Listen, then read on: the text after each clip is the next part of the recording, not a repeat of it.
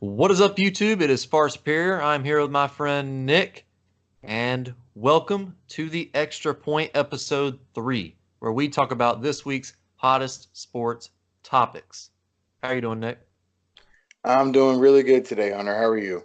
I am doing wonderful. Awesome. If you have not followed us on Instagram, go follow us on Instagram, the official The Extra Point Instagram. Link will be in the description, so be sure you check that out. Anyway, a lot of news today. Today is Friday, April 12th.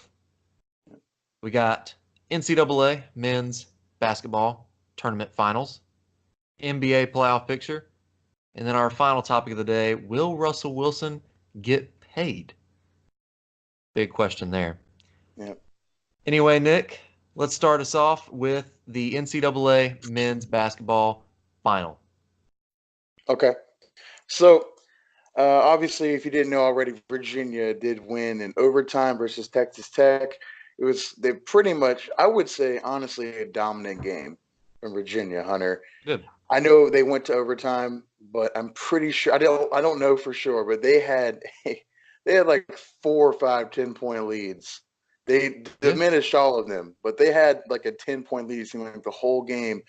And then the Texas Tech Red Raiders did a great job, went on a run at the end there, and actually had a chance to win it in regulation. So they did a really good job defensively. But Virginia's going to hang on for another overtime win, 85-77. So let's go ahead and get into it. We're going to talk about key factors. For me, I said it in episode, and then the last episode 2. Jarrett Culver would be the key factor. If they slow him down, they can be successful because he is their team, essentially, especially on the offensive side. I know he had 15 points, 9 rebounds, 5 assists. That's great. I know he had a couple steals and a block. He's a good defensive player. 5 of 22 from the field. Horrible. That's why they lost. I'm putting the loss mainly on Jarrett Culver. 5 of 22 is awful. If I'm not mistaken, pretty much all 5 of those made field goals weren't even actual like shooting motion shots. They were just tough layups. 0 for 6 from 3. Yep. I think it killed him. And it's not necessarily it's not just he was cold. It was Virginia did a good job. They were contesting every single shot he had, hand in the face and double teams, whatever it took. And I think that was a huge part of their win. That's one of my key factors. I'm not sure if you had anything else about Jarrett Culver. He only had 15 points. The better defense stepped up. I mean, yeah, Texas Tech, they have the 3rd ranked, but Virginia has the 1st ranked defense, and we didn't even think Virginia would make it this far. We thought they'd get beat by Auburn. Upset. I called the upset like 5 times for Virginia because what happened last year. Yeah. So, I mean, it was tough. I mean, it was a good game. It was a defensive game like I thought it would be going into the game, but I mean, Texas Tech just got outplayed, and they got outcoached at the end. Texas Tech was down by, it was tied, and 12 seconds to go, they go down there. They could have called a timeout right before overtime, and they just shoot a horrible 3. I don't know why. Fade away, got blocked. Yeah, I mean, that was Culver. That was Jarrett Culver taking that shot. Another example of him getting destroyed. Right, they could have called a timeout, got maybe a chance to get a layup or something in, but he just, I don't know. They got outcoached and outplayed. Yeah. I mean, everything was even with that game. The only thing that was different, team stat wise, was 3-point shooting. Virginia was 46 on 3-point, and Texas Tech was 33%. So that's the only difference. Virginia, DeAndre Hunter was my key takeaway. Yeah. Did not do anything. I think he had 4 points in the first half. He had 4. He did. He only had 4 points in the first half, ended the game with 27. So that tells you what kind of second half in overtime he had. 4 for 5 in 3-point shooting and 27 points. And Kyle Guy also with 24 points. So them two leading the way for Virginia, and just a strong defensive outing. A very good game. Yeah, Virginia had the game in the bag basically the whole entire time, but props to Texas Tech for coming and diminishing two 10-point deficits and Yeah, making it an overtime game. yeah, they did. They did. They just kind of randomly. Their coach got coach of the year, and I think he deserves it. They made it this far. They were only a number 3. Um, they they had pretty much broke 30 wins on the season. I think that's very deserving. Um, but Bennett, Coach Bennett for Virginia, has great history defensively with this team. It's Sure. just he's never had the offense going. I think all season, the reason I thought Virginia would actually get upset again this year is because their offense relies, for the most part, with the exception of guys like DeAndre Hunter and their ability to kind of score in multiple ways. 3-point shooting is really their bread and butter. I Yeah. was expecting them to just it takes one bad shooting game, and that's it. One bad shooting game and they're out. That did not happen. Not from the 3-point line. It No. didn't happen the entire tournament. And once again, on this one, what'd you say, 47%? Yeah. That's ridiculous. I bet probably almost half their points, if not more, were from the 3-point land. So that was they're a great 24, 3-point shooting team. 24 3-point shots taken. I mean, that's NBA numbers, man. That's ridiculous. But they're confident shooters, and it's actually it's probably more difficult because Texas Tech, like you mentioned, they're third in defense in the Right. nation. They played the same way Virginia did defensively, a hand in the face, Mm-hmm. um, coming off screens, breaking the screens hard so you don't have separation. But Virginia, man, they made too many shots. It was really impressive. It's the same Uh, exact team, basically. it They is are built the same exact way. And that's why from it's such a good last year. game.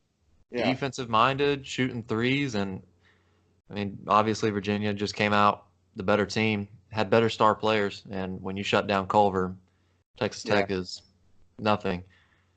It was a yeah. good game. I enjoyed it. I didn't expect Virginia to beat Auburn, but it happened. So, Hey, and I thought Texas Tech was going to win it, but I yeah. guess we were wrong in that category. But Well, you can't get them all right, Hunter. Can't get them all right. I know. it's a shame. Um, Once they got to overtime, though, I turned. I seriously, I swear to God, I turned it off because Virginia was going to win. Right.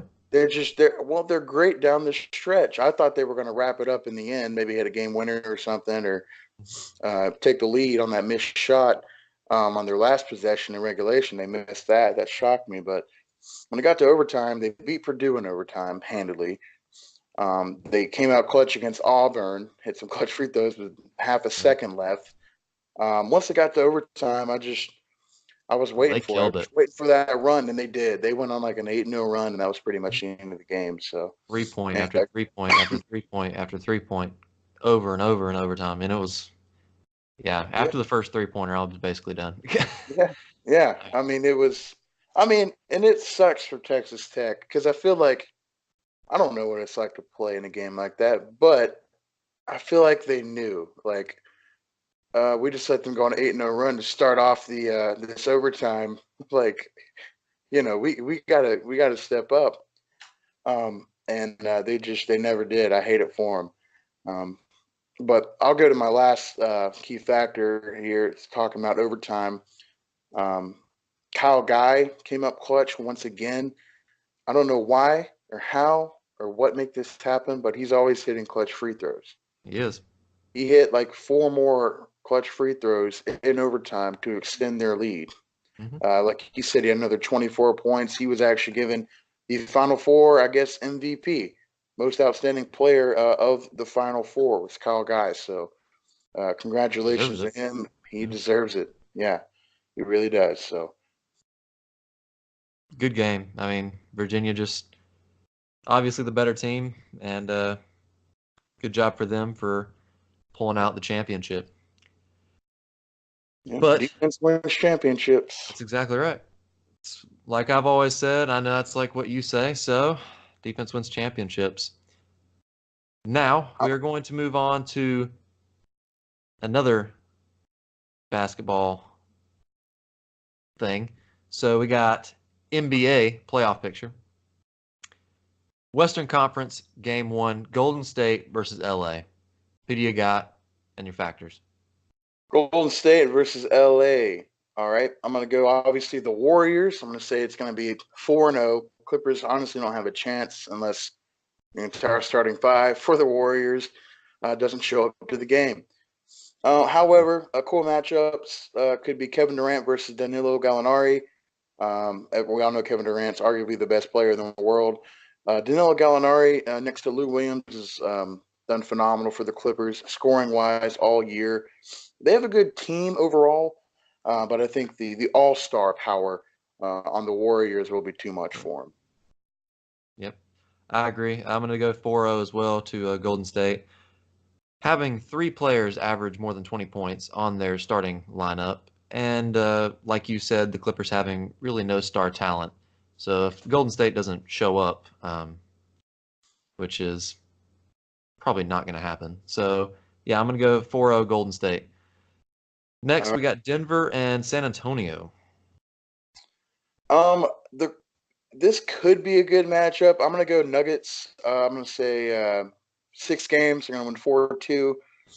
Reason why, the Spurs have Popovich. Normally, looking at a team standpoint, I'd say Nuggets 4-0. Because they have Greg Popovich, arguably, or at least one of the greatest coaches in the game's history. And they got LaMarcus Aldridge, who has playoff experience. I think they can grind out a couple wins. But overall, the Nuggets, I thought, might have gotten first in the Western Conference till the end of the season.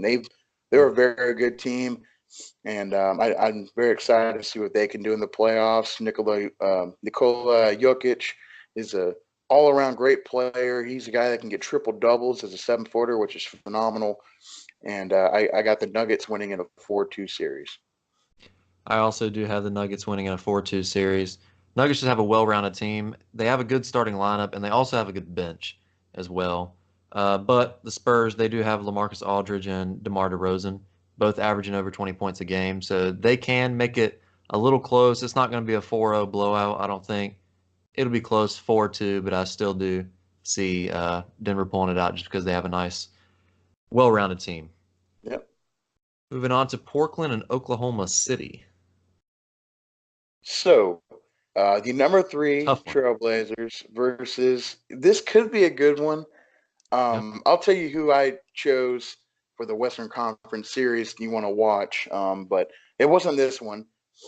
We got Trailblazers against the number 6 Thunder. Damian Lillard versus Russell Westbrook is going to be an awesome show. I don't know. The thing about the Thunder is, look, on paper, they should be one of the best teams in the league. Yet here they are ranked 6th in the Western Conference. They don't have a bench. Well, yeah, you're right. They don't have a bench, and they have a couple great all-stars. They have a player that leads the league in steals. They got a guy that leads the league in assists. Assists would be Russell Westbrook, and of course, Paul George has led the league in steals, I don't know, the last couple of years. So they have 2 great players, 2 clutch players, Russell Westbrook, 3rd straight season averaging a triple-double. How? I don't know. It's ridiculous. Props to him. But that being said, the Trailblazers are 3 for a reason. They broke 50 wins for a reason. I think Damian Lillard is going to have a huge playoff series. This one I have going 7 games, however. 7 games going to the Trailblazers. I don't think they'll lose a home game. I think they'll go 4-0 at home, and the Thunder will go 3-0 at home. But they're going to have to steal one in Portland. I just don't see it happening. Okay, yep. Yeah, Russell Westbrook killing it. The only thing that I have with the Thunder, they don't have a bench. They have a good starting lineup. Paul George averaging 28 points a game. They just don't have a bench. Portland Trailblazers, they're a more balanced team. I do have the Oklahoma going 4-3 in a game 7. Also, in the regular season, the Thunder went 4-0 against Portland, 2 being away, 2 being at home. Just a more balanced team. If they can just grind it out, it's going to be a hard game, hard-fought games, but if they can just grind it out, I feel like they can pull it. So 4-3 Oklahoma. I like it. Now we got Houston and Utah, final game in the Western Conference. Yes, Houston and Utah, the 4 and the 5 seed for both Western and Eastern Conference, will be exciting and to me the series to watch. Not just because they are the 4 and 5 coincidentally, and they're about as even as it gets. James Harden versus Donovan Mitchell. Okay, we have the proven MVP, more than likely going to possibly end up getting the MVP again this year for what he's done, getting basically just over 35 points a game. I think he's getting 36 points per game, which is ridiculous. Right. James Harden going up against Donovan Mitchell, the second-year sophomore, who exploded out of the league last year into an all-star, won the dunk contest, rookie of the year. He was a phenomenal player, and he's moved that into this year as well. I have the Rockets winning, however, in 7 games once again. I I want to say they wouldn't lose at home, but I I don't think they're a very consistent team either, and just like some of the other teams I discussed, like the Thunder, I don't Right. think the James Harden's Rockets are very consistent. So I'm gonna have to say it could go either way, and they can win at home, it can win away. Regardless, I feel like between Harden and Chris Paul is going to be a huge factor, and if he does well in this series, I think the Rockets will win, and I think it'll go to Game 7. So Okay. hopefully it'll be as exciting as I think it is. I do have the Rockets winning. However, I don't have it close. I have it as 4-1. James Ah, Harden making an MVP run, averaging, what is it, 36 points a game? Yeah. yeah. Chris Paul doing amazing. But the thing with Utah, they're injured. Yeah, Donovan Mitchell will probably play. Rudy Colbert will probably play, but they're day to day. So Utah being not completely injured, but hurting. And Well, the thing with Houston, yeah, James Harden, he's had trouble in the playoffs before, but this is a good year for him. I mean, MVP run. So if he can pull it out, I think Houston's got it in the bag. we obviously feel different on that. I think Gobert will play, and Gobert is one of the best defenders in the game. Clint Capella for the Rockets could have a really tough series going against arguably the best low post defender. We'll see how he does there. Respect your opinion, but I do 100% disagree with you. But we'll see what happens. Maybe you'll be right. Maybe they'll 4-1. Maybe they'll sweep them. Who knows?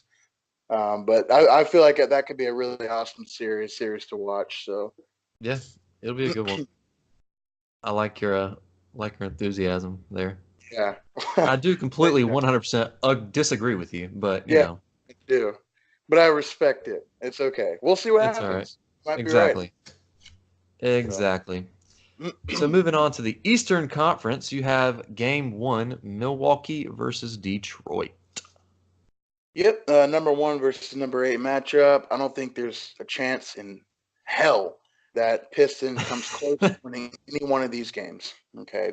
Um, Blake Griffin, Andre Drummond, I know they're 2 big guys. They're beasts, double-double type stuff. I got it. They have no one else on their team. I'll say it one more time. The Pistons have 2 players. They have no one else on their team. They have no one True. else worth a damn on their team. Period. Except Blake That's Griffin how I feel. plays. Yeah. Well, he plays like he has no one else on his team either, which Mm, is good. I mean, he's probably going to do good. I'm sure Drummond's going to get his, what is it, 16 rebounds a game, whatever crazy stuff he gets. okay. But the Bucks have a full team, and nobody in this world can stop Giannis Antetokounmpo. I'll Right. call him the Greek Freak. I can never say his name. Do you know how to say his last Yeah. name? I can't. Giannis. That's all know. I'm not Giannis. even going to try it. All right, yeah. So Giannis. Giannis is going to be unstoppable. It should be a 4-0 Giannis. sweep. Giannis. Whatever the hell his name is. Yeah. Yeah. Yeah. Him. 4-0. Giannis and, yeah. 4-0. That's all I'm going to say. Anyway, moving on. Toronto versus Orlando. Okay, the Raptors versus the Magic. Once again, it shouldn't even be. I don't know. It's just the last three teams in that made it to the playoffs are teams that it's all for naught, really. They're going to make it to the playoffs and they're going to come out with big losses. Um, Magic, another 4-0 sweep for me. The Raptors will sweep the Magic 4-0. Vucevic is doing good. He's getting about 20 and about 10 a game. So, I mean, he's doing well. He's getting basically a good double-double for him a game. Between Kawhi Leonard and Kyle Lowry's experience in the playoffs mixed with now they have Marc Gasol down low for him, and he's been doing great. It kind of resurrected his career over the last few years, or this year from the last few years. And I think they're just going to dominate as well. I say 4-0 Raptors. Yeah, they have a better overall team, bench and starting lineup. Kawhi Leonard, 27 points a game, killing it. I didn't go 4-0. I'll do 4-1, give Orlando a little break. But other than that, yeah, pretty good matchup for Toronto. Yeah. Next, we got the Philadelphia and Brooklyn. Yeah. All right. Yeah, this one, another team, like I said, the number 6 Nets versus number 3 Sixers. I said the Nets were going to win at least 2 games. Reason being, not because of anything spectacular they would do, but because the inconsistency of the 76ers. Right. Last year, one of the biggest matchups that we thought would be the whole playoffs going against the Celtics, they lost 4-1. 4-1. The Celtics had 2 starters, 2 all-stars, and a key rotation player not playing the entire playoff. Did not even play. 76ers were as healthy as they can be. Even Joel Embiid was healthy. Ben Simmons was healthy. Markelle Fultz at the time was healthy. Didn't play hardly at all, thank God. And he wasn't doing very well, thank God. But, I mean, there was no reason they shouldn't have beat the Celtics last year, and they got killed. They really the same team this year, to me. When I look at the Sixers, I see the same type of team, just a few games higher.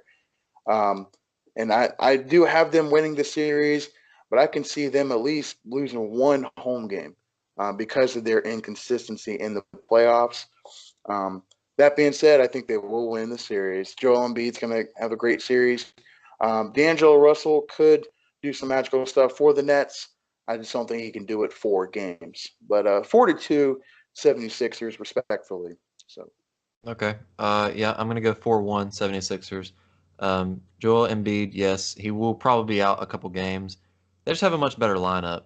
Yes, their starters are banged up, but honestly, it's just too good of a lineup. Yeah, the Nets have D'Angelo Russell averaging, I think, 20 points a game? Yep. But that's honestly about it. So I'm going to go Philly with a 4-1 instead, and they will get healthier. So, in the last game, we have Boston versus Indiana. Just like my Western Conference series to watch, Celtics versus Pacers, number 4 versus number 5. The Celtics. Oh my God. I mean, is Kyrie Irving playing? They're all playing. Well, So they're probably going to lose. I say they're all. Well, no. Yeah, exactly. A key factor. I'm a Celtics fan. Okay. Obviously. I'm very disappointed. If you look on the Celtics roster, after what we did last year, you're thinking, why are we only the number 4 seed in the Eastern Conference? Why did we not break 60 wins? And why is Nick choosing them to possibly lose in 7 games? Here's why. Kyrie Irving, like you said, is, I don't want to say selfish because he is a team. I think he is a team player. How he plays compared to how everyone else on the team plays doesn't vibe at all. He has to have the ball in his hands.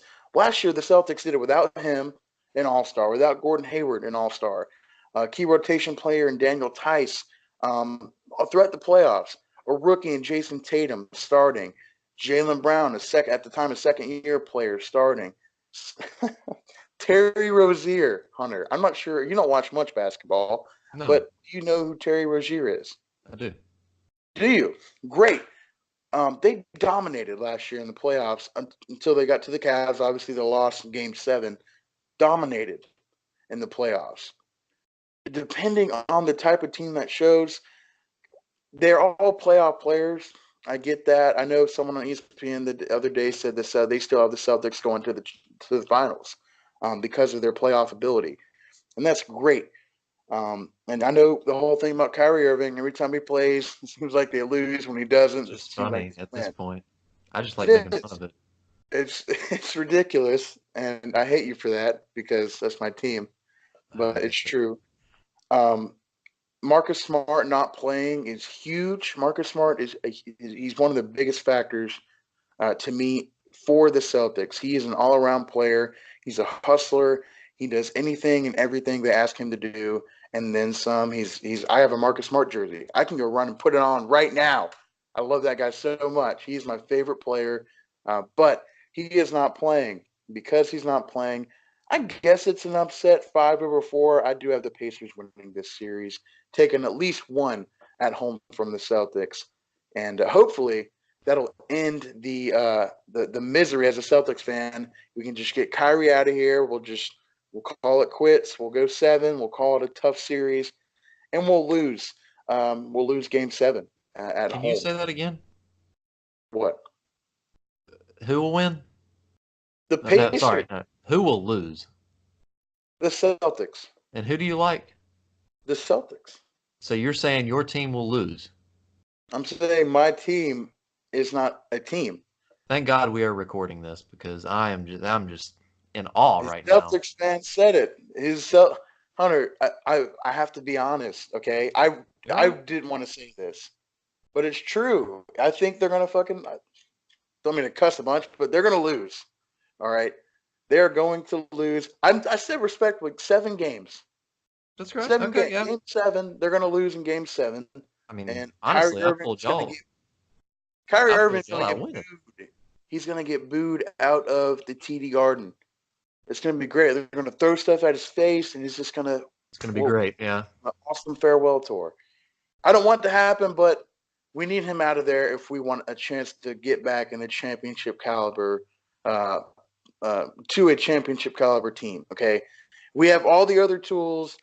We have a great coach. And all of a sudden, this dude comes in and kind of ruins everything. I don't know why or how that happens, but it did. Let's get him out of there. Let's just lose here, not waste our time. That's going to happen. You watch. It's going to happen. You heard it first right here. So I mean, I have y'all winning 4-3 in the series 7. just Okay. because y'all have more talent in general. I mean, you look at the Pacers, they have a well-rounded team, like They a do. well-rounded team. It's just They do. all of them are just average. Like it's not a good team with star See, players. It's just nothing but average across the well, board, you know what a team with star players is? The Celtics. We have 2 All Stars. If you count right? Al Horford last year, 3. We arguably have the best young talent in the league, which proved itself last year in the playoffs. But for whatever reason, they're not vibing. It's not working out. The Pacers are a good team. They collaborate together. They work well together. They have a good coach. Pacers in 7. Woo! God, Right. I Well, said that. I can't believe I said it. I did. I wasn't going to say it, but I did. Oh my God. Let's move on. we'll Let's go to find the out. next. Like what? 2 weeks from now? Yeah, A week yeah, and a half? yeah. A couple weeks, we'll find out if we even make it 7 games. We'll see. Oh, if y'all get blown out for Uh, us, great. um, But anyway, moving on to football, big, huge story that is wrapping up. It is April 12th right now, and Russell Wilson gave Seattle a deadline of April 15th that he wants to get extended. he And did. still no word from that. So the question is, will Russell Wilson get paid that money? Well, until you brought up the just awful cap space that Yep. um that the Seahawks have, which is a whopping 10, Yep. Before we started recording this, I million looked dollars. up the cap space for Seattle Yeah, just to see $10 million in cap space. yeah, Horrible. and Russell Wilson had probably his career year. Okay, Right. 35 touchdowns, with 110.9 passer rating. That was both third in the league this year of all 32 however many quarterbacks played, especially looking at the Bucks. I don't know how many quarterbacks played for them. They did. But yeah, third out of all quarterbacks in the league. He only threw 7 interceptions, his lowest in his career. 35 touchdowns, I think, was his highest touchdowns in his career. So he had a career year, okay? Right. What's really impressive about the year is he actually did it. The Seahawks are a run-happy team. They had the number 1 running team in the league. So he's able to be efficient while running that, or while, playing in that run offense. He doesn't pass the ball much. So it was impressive what he did this year, and he deserves a big contract. Up until right before we started recording this and found out about the $10 million in cap space, I wasn't concerned about this at all. I don't know how you felt.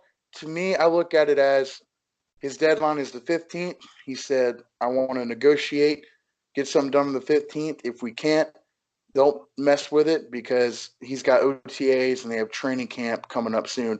That's what he was trying to get a deadline for. It wasn't like a do it now or I'm out. It was like a look, let's get it done, or try to get it done here. That way I can focus on football. That's what I saw from it. I don't know how you feel about the deadline. Yeah, I don't see Russell Wilson pulling a Le'Veon Bell or anything and just sitting out. He's got too much passion for the game, and he's too nice of a guy. I'm not saying Le'Veon's not nice, but he's just, I can't see him doing that. So yeah, but if anybody, I don't care who it is, whatever team, if he does not stay with the Seattle Seahawks, there will be 31 other teams bidding on him. You're right. When his contract ends. You're right. I will trade everything on our team to get, okay, maybe not, but I will trade a lot to get Russell Wilson. So he's 30 years old. And all right, I'm just going to run some career stats by y'all. Yeah, okay. Career rating, 100.3, sorry.